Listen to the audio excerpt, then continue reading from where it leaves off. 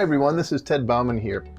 I want to talk a little bit today about the IPOs that are coming up with some of the major technology companies that we've seen over the last 10 years, attracting so much attention and acquiring so much valuation on the basis of venture capitalists who have supported their growth.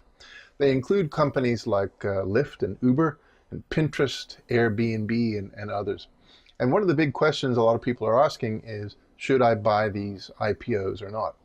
Today I want to give you a brief sort of overview of my thinking on it, which is based on my background as an economist, looking at the nature of the markets that these companies face. Now, let's start with some basic facts about these companies that are going to IPO right now. None of these companies are particularly profitable, and many of them are deeply unprofitable. And that includes probably the biggest player of all, which is Uber. Uber has lost something like $20 billion since it was first launched as a venture capital supported firm some time ago. Now, venture capital is essentially when private individuals and small groups of people decide to provide funding for a company so that it can get started. It can begin to develop a product for the market. And these companies have been able to operate thus far because people have been giving them more and more money to allow them to develop their products and develop their markets. But the fact remains that companies like Uber have never made a profit at all, ever. And the big question is, can they ever do that? And that is really the core question that anybody who is thinking about buying these companies at IPO needs to ask.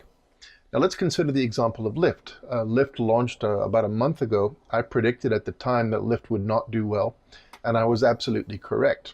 A lot of people thought that I was being too bearish, too pessimistic, and I feel exactly the same way about Uber. I think Uber would be a mistake to buy at IPO, and here's why.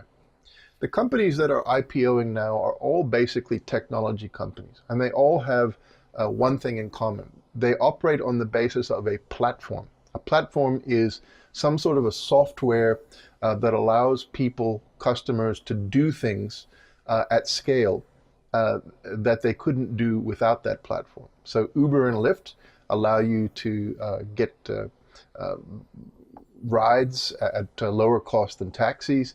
Airbnb allows you to book houses and flats and rooms anywhere in the world almost. Using a single app. Pinterest allows you to add things to curated lists of photos and recipes and things like that. And all of these companies are essentially betting that these platforms will come to dominate their markets because nobody else will be able to challenge them once they have become dominant.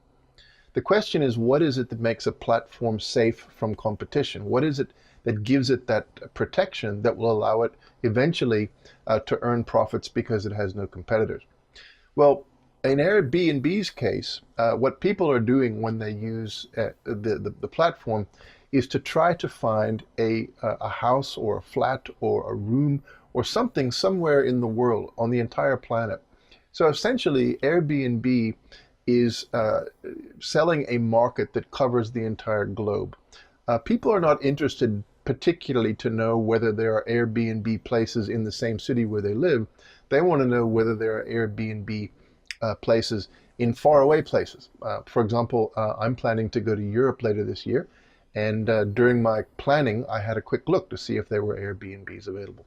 Now that means that in order to challenge Airbnb, somebody would have to have a global network. In other words, they would have to catch up with where Airbnb already is in having developed this massive globe-spanning network on its platform. Compare that to Uber and Lyft. Now, if you're looking for a ride in a particular place, what you want to know is there a ride where I am? So if I'm in Atlanta, as I am right now, if I need an Uber, I want to know if there's an Uber or a Lyft here in Atlanta. I'm not particularly interested to know what the status of Uber is in London or Athens or any other part of the world. Now what that means is that effectively Uber and Lyft, their particular platforms are really a network of smaller nodes, each one based on a city where people are looking for rides. Now, what that means is that the value of their platform is only as valuable as each city's particular or potential market is. The problem is that in any given city, it's not that difficult for someone to set up a competing app that could provide the same service, ride shares. In New York City, there are a couple of apps already that allow people to get rideshare rides without having to use Uber and Lyft. And that competition effectively prevents Uber and Lyft from making any profits in a place like New York City. The only way they can make profit is if they can raise their prices high enough so that they can actually cover their costs, and they have not been able to do that. So the basic problem is that Uber and Lyft are faced with what we call as economists low barriers to entry. Anybody can come in and grab a slice of their market at the local level because their platform actually is constituted mainly at the local level. It may be a central service that's operated from a central set of servers somewhere in California, but the market that it's serving is essentially a series of small local city markets around the world. Airbnb, on the other hand, is a truly global market, and that makes it extremely difficult for a potential competitor to move in and grab a slice of Airbnb's business. So for me, when you look at these IPOs, the key question to ask is, what kind of market are they facing? How likely is it that they will ever be able to use monopoly pricing to increase their revenues and increase their profits? Well, for my money, I don't think Uber is going to be able to do it. I think Airbnb may be able to do it. And that's essentially how I look at these IPOs.